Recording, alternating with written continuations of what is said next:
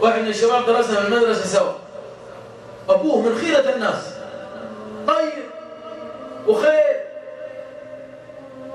يسكن قريب حارة الشيخ بدر، الشيخ بدر السلمي، رجل فاضل طيب في خير. هذا الولد كان عنده رفقة صالح سيئة، وأولاده كلهم طيبين إلا هذا الولد.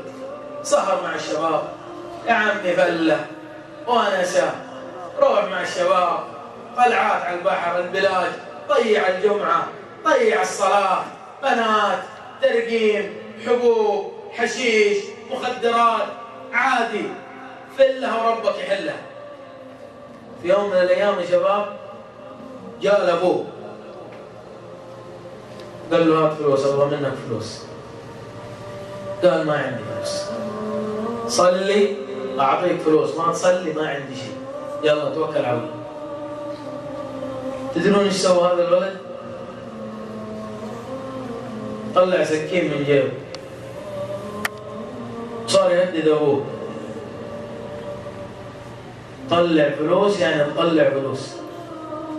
الأب غضب، يا الله هذا جزاء أبوك، هذا الأب اللي تعب وضحى وصرف وبذل وتعب في حياته عشانك، سكين سكين في وجه أبوك. لهذه الدرجة صرنا بخسة. لما كان سعد بن أبي وقاص أمه كافرة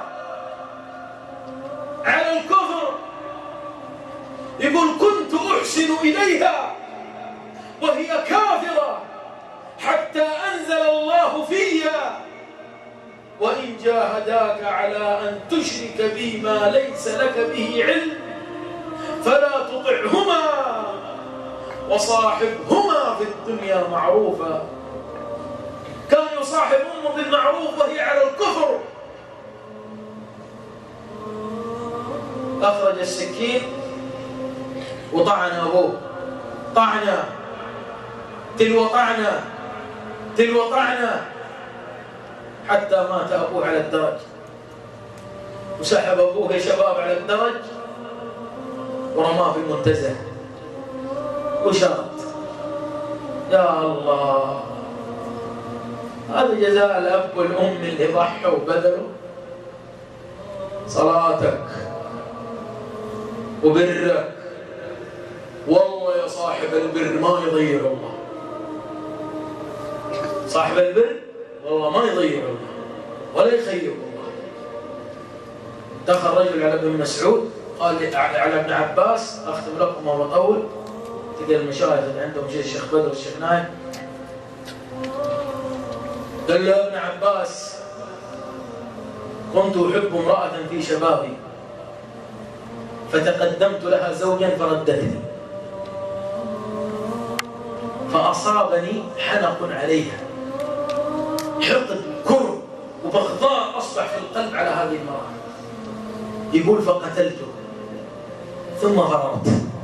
فر هذا الرجل وأصبح رجل كبير. فأتى ابن مسعود ابن عباس وهو جالس بالمجلس قال يا ابن عباس نفتي، قتلت امرأة وأنا اليوم تائب إلى الله. فقال له ابن عباس ألك والدة؟ والدة موجودة على قيد الحياة؟ قال أمي توفاها الله. قال إذن استغفر الله وتب إليه. ثم خرج فتبعه عطاء أحد طلاب عبد الله بن عباس. قال يا ابن عباس يا ابن عباس لما سألت الرجل عن أمه؟ قال والله لا أعرف عملا أحب إلى الله من بر الوالدة. من بر الوالدة أن يحسن إلى الوالدة وأن يحسن صحبتها وأن يعيش بين أقدامها ويسعى في رضاها. لما كان أبو هريرة يقول عندي أم كانت تسب النبي صلى الله عليه وسلم، فأتيت وقلت يا رسول الله إن أمي أسمعتني فيك ما أكره، ادعو الله لأمي يا رسول الله. فرفع النبي صلى الله عليه وسلم يديه وقال اللهم اهد أم أبا هريرة. اليدين الطاهرتين ارتفعت ودعت لأم أبي هريرة. يقول أبو هريرة فرجعت إلى البيت فسمعت خضخضة الماء، أسلمت أمي وقالت مكانك يا أبا هريرة، أشهد أن لا إله إلا الله وأن محمدا رسول الله. يقول فبكيت من شدة الفرح وما كنت أدري أن الفرح يبكي إلا في ذلك اليوم. ثم مات النبي صلى الله عليه وسلم فقال أبشر فقد استجاب الله لك دعاءك يا رسول الله. فأصبح أبو هريرة كلما دخل على أمه قال السلام عليك يا أم أبا هريرة ورحمة الله وبركاته، رحمك الله كما ربيتيني صغيرا، فترد السلام عليه وتدعو له بالمغفرة وأنت غفر الله لك يوم ضررتني كبيرا. الله أكبر. خرج أبو هريرة. من هو أبو هريرة؟ ومن هو البيت الذي أصبح عند أبو هريرة؟ الله يا شباب دعوة من القلب لإخواني وأحبابي، وأسأل الله الذي لا إله إلا هو أن يسعدنا وإياكم في الدنيا والآخرة.